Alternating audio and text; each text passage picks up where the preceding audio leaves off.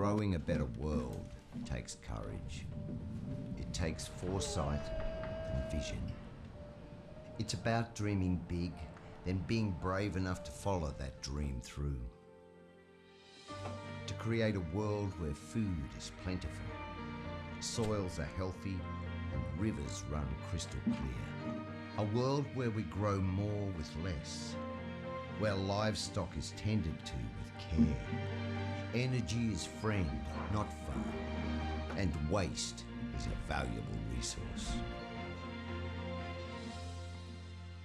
This is the world you're already shaping through imagination, innovation, and determination.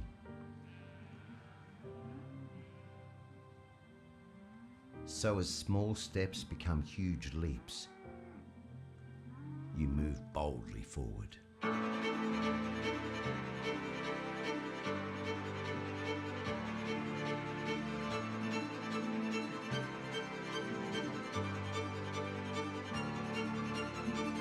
And Rabobank is there beside you to help grow a better world together.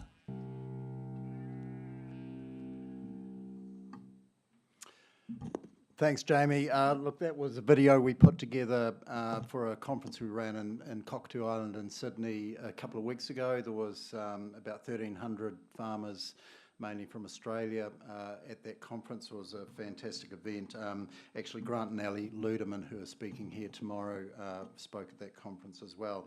But look, it's my pleasure to be here from Rabobank. Thank you, Jamie, for the introduction. Just like to acknowledge Dan Coop, the CEO, and Ian Walker, Chairman. Welcome delegates, both here in the room and who are tuning in online. I'd also just like to acknowledge my colleagues, Byron Taylor and Tom Abernathy from Rabobank, who'll be here for the next couple of days.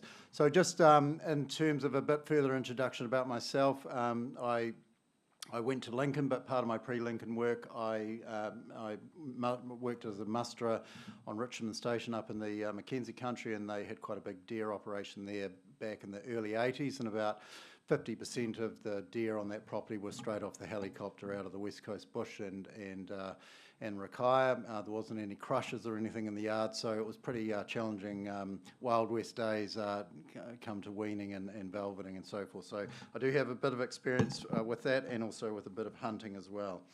Look, we've been associated with this conference for the last 19 years.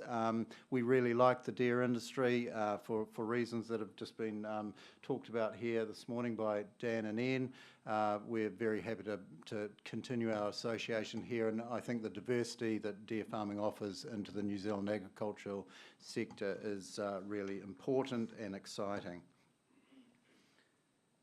So I'm just going to talk a little bit about the New Zealand agricultural debt market. I'm not going to talk a lot about the deer market because there'll be a lot of that discussion over the next couple of days anyway, but I will look at the 5 forces that are influencing the protein industry in general, and so therefore the deer market as well. And I'm really going to dig into the brand and reputation and social license to operate, which really aligns with the discussions or the scores of C that you've put up there today. So that's good, and if I've got time at the end, I'll talk about a little bit about greenhouse gas and the implications and opportunities for farmers.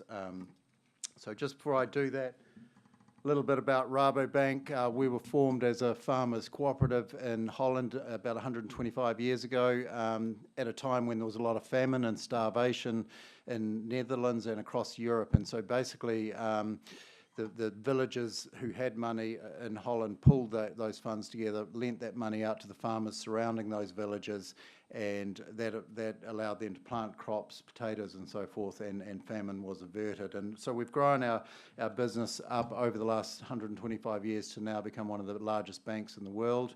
We're still a fully owned cooperative bank, and we're certainly the largest food and agribusiness bank in the world. In terms of New Zealand, we came into New Zealand in 1994 with the purchase of Primary Industry Bank of Australia, and later with the purchase of Rights and Farmers Finance in 1998, and we've just continued to grow our our book organically from there. We've got a bit over $12 billion in limits lent out to New Zealand farmers, and that gives us about a 17% market share.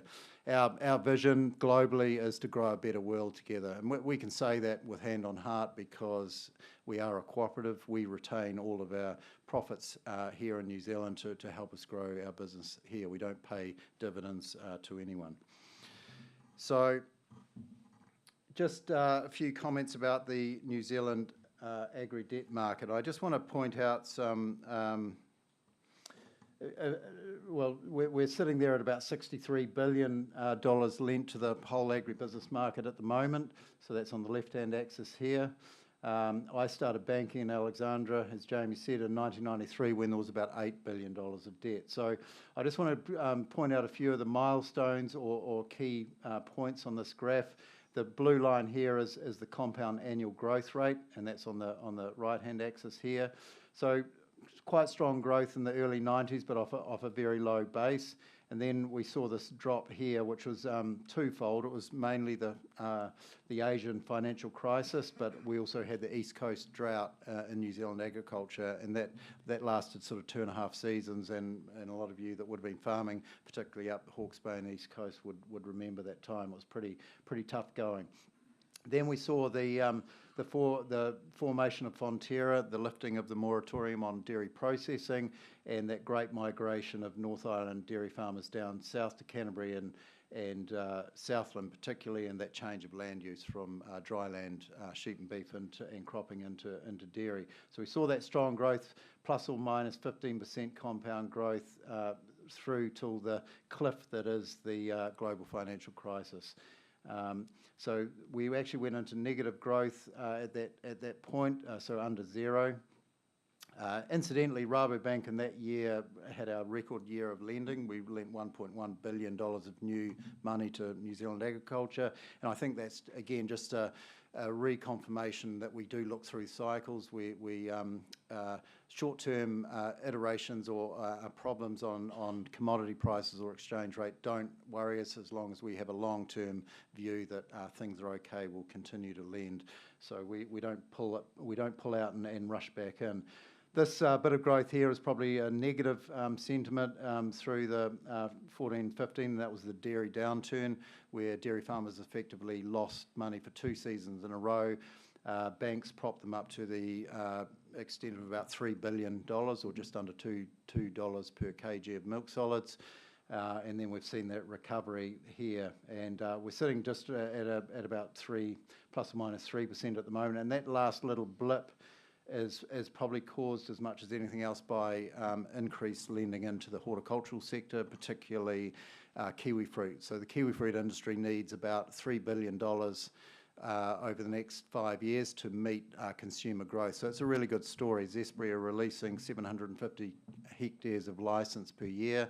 That's just been tendered in the last few weeks, and the average price for the licence was $290,000 per hectare. So that's just a ticket to the game before you bought the land or built the infrastructure or planted the plant. So, but it's a positive story because it's a consumer pull.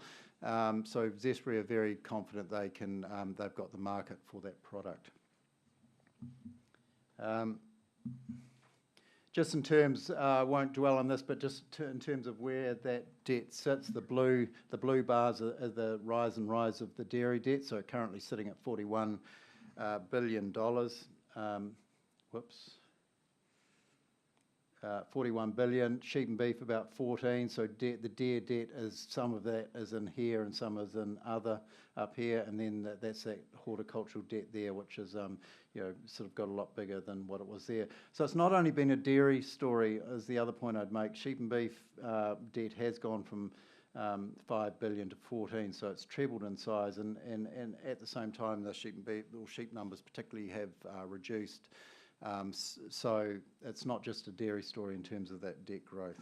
In terms of dairy debt, it's very difficult for us to get those numbers because the Reserve Bank don't aggregate those numbers, but we believe there's about $350 to $400 million lent to the dairy industry, so that's under 1% of that total $61 billion of debt. The other reason it's very hard to get hold of those numbers, as was pointed out in this morning's presentation, a lot of dairy farming is integrated into other farming industries, sheep and beef, and so it just becomes very difficult to assess that debt. So I'm now just going to look at some of the influences of protein from Rabobank's perspective. I'm going to concentrate on the 2 in orange there, number 3 and 5. So that really sort of lines up with what Dan and Ian have been talking about this morning in terms of the C passes. But it's worth just mentioning the other factors. Rabobank called out the African swine fever as a potential issue over 12 months ago. We said then that between 5 and 30% of the African pig population could be affected, and effectively it kills those pigs. The latest estimation there is it's going to be between 25 and 35% of the Chinese pork production is going to be die and not be there. So to put that in perspective, that's more than the total pork production of the USA. So it's a major issue. Consequently, it does ironically create a really good opportunity for protein out of New Zealand, particularly sheep meat and beef. But as you've seen there, the China market is opening up for venison as well. So there is a really good opportunity there. I guess we need to be careful with what we wish for, though, because to put that in the New Zealand African swine fever for China into New Zealand's perspective, that's like foot and mouth hitting our country. So feel sorry for the Chinese, but they are going to be looking for protein and not necessarily pork protein to replace what they've lost. Trade wars and other trade issues. Well, you've only got to open the newspaper or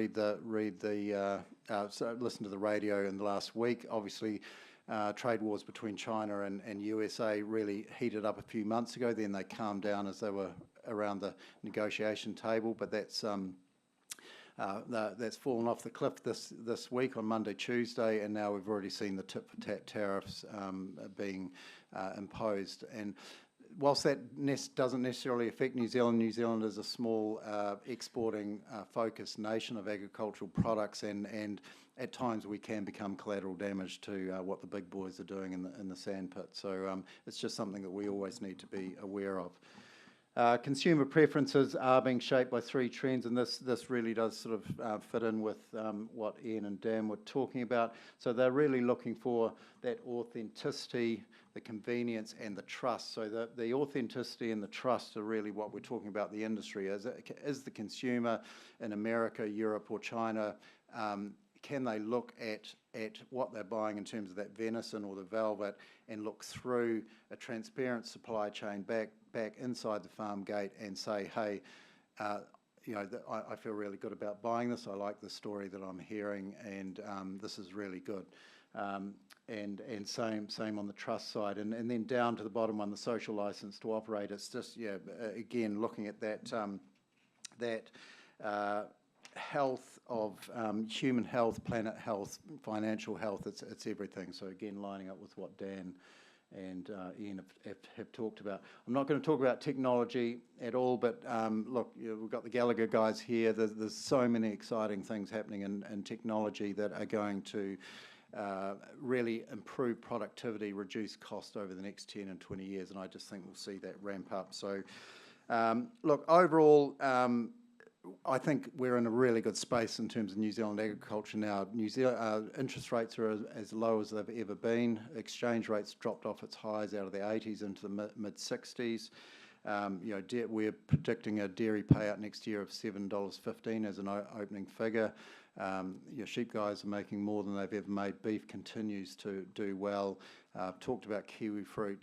Those guys are really making money at the moment. We've seen big development into avocados. The apple industry's increasing, and we've heard about the dairy industry. Coming off the highs of $11 per kg, but but sitting at $9 a kg, so still well above 5-year averages, and velvet production's increased, but all that velvet's been sold and averaging $125 a kilo, that sort of thing. So look, from a Rabobank perspective, we're in a bit of a purple patch, because it's not always this good, and it's certainly not always this good across all sectors, so we're very happy. Just before I dive into the other stuff, I'm not going to dwell on this because it's largely been covered this morning, but we do see New Zealand deer farming as a niche success story. We really like what we're seeing through the passion for profit improvements through carcass weight, fawning percentages, and the other things mentioned this morning. It is a diversified land use, that's not dairy or something else, and I think that's good from a public perception point of view. Really high utilisation of the carcass, and we feel it has got a lower impact on the land. So whilst you give yourself a C pass, I think you're well on the way to having a good public perception. But it's good to see you still working on it, because I agree that things don't stand still, and if you stand still, you find yourself at the back of the pack again. So look, from a summary point of view, deer farming does really hit that authenticity, convenience, and trust, and so it's just a matter of building from that. You're not starting from a poor place. You're starting from a good place and growing from there. I'm now just going to dive into some of that sort of social license to operate. And so this first one talks about is talking about water quality. So it's talking about E. coli, not nitrates and so forth. So it's E. coli. The photo on the right there is just a grab off Google, and it's just an example of the amount of public pressure that's coming from all sorts of places from the urbanites or society in general for us as a country to clean up our act. The graph is what I want to talk about, and that's so the targets for swimmable rivers is to reach 90% swimmable rivers by 2040. That graph represents where the little black lines represent. The little black lines represent where each region is at the moment. So there's only 3 regions that are currently meeting the grade, and that's the Upper South Island and West Coast, and that's sort of solution by dilution in terms of the West Coast point of view. But I haven't got time to talk about the whole graph, but I'm going to draw your attention to two others. You've got Canterbury there that's sitting at 80%, so you think, well, that's not too bad. We've got 20 years to sort out 10%. That's not too hard. And then you look at Taranaki, which looks pretty terrible, at just above 40%. But in terms of Canterbury, it's a vast geographical area, and most of that geographical area sits in the Southern Alps, where there's little or no farming taking place. The unswimmable rivers are all on the intensively farmed Canterbury Plains, and there is a lot of work to do there, because a lot of those cow farms are running 4+ cows per hectare. There's virtually no fencing because there's centre pivots covering it all and that sort of thing. So a lot of work to do there. Whereas you look at Taranaki, it's a much smaller geographical area. They are more intensively farmed with dairy, other than besides other industries. But they have actually done a lot of work voluntarily over the last 10 or more years in terms of fencing, riparian strips, and planting. So we would expect to see. That this line in Taranaki moving up. So it's up to each community to do their own thing to meet those targets. And as I say, I'm only putting that up there as an example of some of the social pressures that are taking place. Just to use the same analogy by region in terms of what is it going to cost to meet those 2040 targets. You can see there the grey areas is sheep and beef. The black areas down the bottom is dairy, so very, very low cost for dairy, and deer farming in the little one at the top there. Reason for dairy being so low is that 95% of dairy waterways are already fenced, and they generally fence with 1 or 2 wire electric. So much more extensive farming in sheep and beef and deer, and far more expensive, obviously, to put up a conventional sheep fence or even an electric deer fence to exclude stock out of waterways. So a lot of these targets will be borne by the sheep and beef deer industries, other than dairy. I'm now just going to, another sort of point of social licence to operate. There is, it's no surprise that there is a trend for more vegetarianism, veganism, that sort of thing. A lot of that has been sort of spread in the past through social media, so through Facebook, Instagram, Twitter, all that sort of thing. So it's people sharing their views on that. What I've got up here at the moment is a report by the Lancet Institute. Now, they're a very credible global scientific organisation that look at things around human health, food health and animal health, all of that sort of thing. They've come up with a recommendation of what the future human diet should look like, and it's a little bit scary in the sense that, well, no surprise that it's fruit and vegetable dominated, and then you've got legumes and other grains and all that sort of thing over there. And then I'll draw your attention to this red slither here, which is protein, and then that's further broken down up here into beef, lamb and pork, and then fish, eggs and poultry. So very their recommendation is very small, and then I'll just to put that into perspective in this graph at the bottom here, what they're recommending in terms of red meat. The current consumption is 55 grams of protein per person per day. They're recommending 13 grams per person per day. So to put that in perspective, if you walk into the restaurant tonight and order your 300 gram fillet steak with vegetables, then that's the only, and you're meeting these recommendations, that's the last protein you're going to eat for the next 23 days. So now we don't imagine that's ever going to come to pass, and certainly not going to come to pass in a country like New Zealand. But what the message here is that there's social pressure, there's now scientific pressure. So as an industry, and in this case in the deer industry, it's about getting the story right. It's about getting that authenticity, the transparency, all of that sort of thing right, because New Zealand can only feed 30, some people say 40 million people. That's all we're capable of producing. The global population is heading for 9.5 billion. So we don't see this stuff as a problem. What we do see as a problem is if the story is not right and it's not authentic. Venison's a great product. Velvet's a great, medicinal and OTC over-the-counter health product. Those stories, you've already got the story right. It's a matter of managing that story and looking after it, telling that story well. You can't control social media, but you can certainly feed information into social media. It's no use, rebutting stuff that's going out there. It's just about telling that story, but making sure that story is authentic and true. So that's the future of our business, certainly the future of the dairy industry. Deer industry. Just to illustrate that in a bit more detail, this is a study out of Wageningen University in Holland about the Dutch consumer buying patterns for traditional versus sustainably produced meat.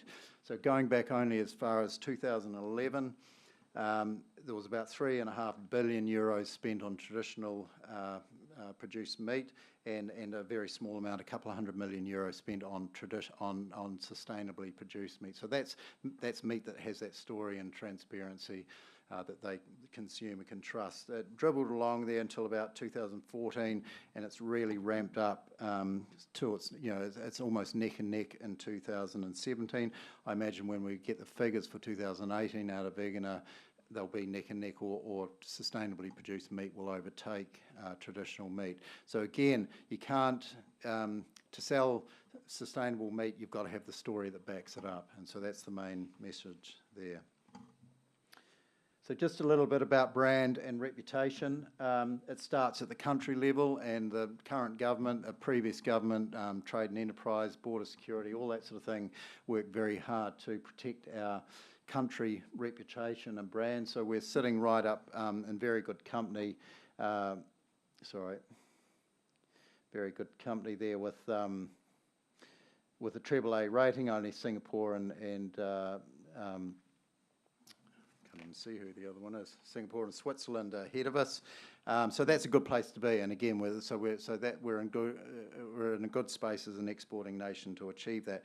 But I just point out that some things the wheels can wobble, and I point to the honey industry. It's the darling of the agricultural output. It's sort of quite new in terms of the manuka production over the last few years, but there were stories abounding 2 or 3 years ago that was 5 times the amount of New Zealand manuka honey being sold in China than what was actually being produced here. So that whole authenticity and trust in the supply chain fell out the window, and therefore consumers start pulling back from that. I think the honey values have dropped recently, but now you've got an industry that's got to rebuild that trust and build that respect. So again, from the dairy industry point of view, you've got a great reputation. I'd say just look after it, hold on to it, because you don't want to start from the bottom of the pile again and try and rebuild that, and as a consequence be selling commodities.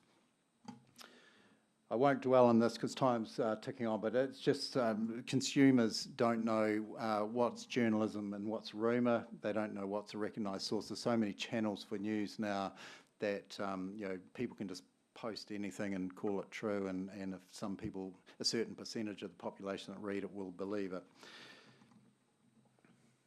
I'm just going to talk a little bit about greenhouse gas, and I know that you've got Mark Adams from Beef and Lamb going to talk about some of this either this afternoon or tomorrow, so I'm not going to dwell on it, but I will talk a bit about the afforestation opportunities. So New Zealand is unique in terms of our greenhouse gas output. In terms of about 50% of the total greenhouse gases in New Zealand come from agriculture, the rest from industry and more particularly energy. So that's very unique. Other countries, the greenhouse gas output from agriculture is a tiny percentage of their total outputs. Of the agriculture outputs, 50% are dairy, and the balance is sheep, beef and deer and other.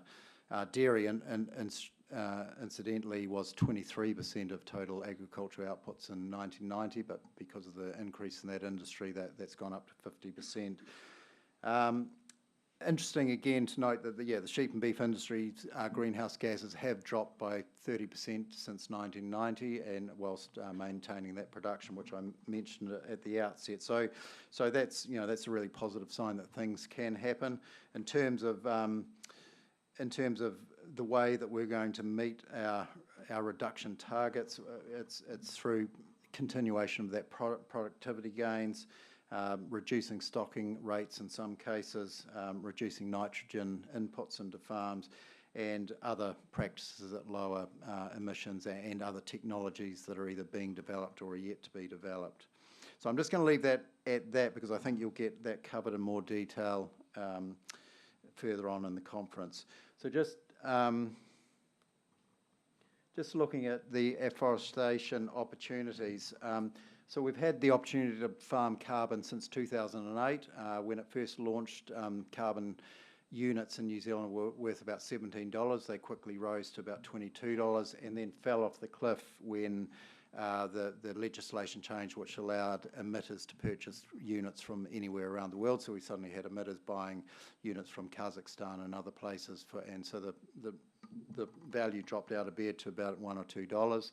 The legislation changed in 2016, and we've seen it steadily grow back up to the cap at $25 now. So there is a really good opportunity to farm for carbon.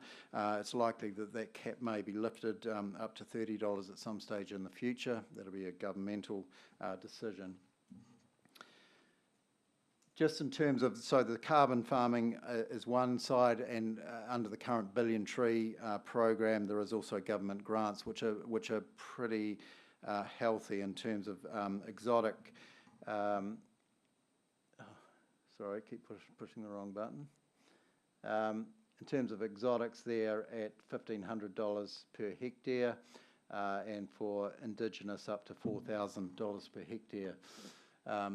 So and then on top of that, you've got other grants available for erosion control, fencing control, and so forth. So you've got carbon and grants to help establishment. I guess personally, what I'd like to see, and I think I speak on behalf of the bank, is I was in Gisborne in the 90s when whole communities sort of shut down, schools shut down because whole farm after farm was being bought and planted in forestry. I think what we'd like to see here through this scheme is portions of farms being planted into forestry, so integrating forestry into the farming operation rather than seeing trees growing through the sheep yards and so forth. The other piece of legislation that's been really good that's just come into act through the Climate Change Response Act is the averaging of carbon. So before you could sell carbons on the way through a 30-year production cycle of a Pinus radiata forest, but when you came to harvest you'd have to buy those credits back down to the safe level, replant, and then sell the credits again. Obviously, if you were selling credits here for $5 and buying them back at $25, that wasn't a very financially sustainable model. So with the averaging now, you're allowed to sell after 6 years for Pinus radiata, you can sell credits up to the midway point of the rotation. So in this example, the rotation's 28 years, about 800 tonnes or just under 800 tonnes of carbon total. So you can sell 475 tonnes of carbon without any liability to rebuy at harvest, as long as that forest is replanted back so it becomes a perpetual forest. So now that's got, obviously, it's a one generation wonder. So you only get that cash flow from one generation. You can't go on and sell them again up here on this side. So it does offer some succession planning opportunities, cash flow for this generation to help the next generation into a farm. The next generation are going to have to rely more on the timber value of that product. So it's got pluses and minuses, but it is at least an opportunity. So look, I'm going to finish up in a minute, but it's just really a matter of doing your homework, seeing talking to your professionals, talk to us as a bank about how the grants, the carbon farming would fit into your normal farming operation, and whether that's something that you want to do, whether it's exotic forest or indigenous forest. Obviously, there's positives and negatives. I think that photo is these photos just grabbed off Google again, but I think that's Taufri Parai, or just north of Tolaga, post that big flood last year when all that slash came down and basically swamped the whole flats around Tolaga Bay and the beaches and so forth. I don't personally believe that would happen again. There's so much more regulation in terms of harvest now, in terms of keeping slash out of waterways, securing skid sites of slash post-harvest. Most of that stuff there was harvested 5 years ago, and it's just been a disaster sitting there waiting to happen. So obviously the positive aspects are shade, erosion control, and just aesthetics. So ETS does provide landowners with some opportunities, and I'm not saying that this is a lay down misere. There's still a lot of consultation to go through the zero carbon bill over the next few months, and there is going to be challenges in terms of meeting that 10% reduction on methane by 2030. But all we're saying here is to look at the opportunities as well, because it's not all bad news. There is that government help there in terms of grants to help planting, and so you just got to work out what's best for your industry. So just in closing, the market is moving. That's the most important thing, so we can't bury our heads in the sand. We've got to see where this legislation comes out. If you've got submissions, I'd work through the beef and lamb guys who are working hard on this as well. But once things come into legislation, we've got to see what we've ended up with and then work with that. It isn't all bad news, and the first step is to make an informed decision on that planning. So that's it from me. Thank you very much. Thanks, James.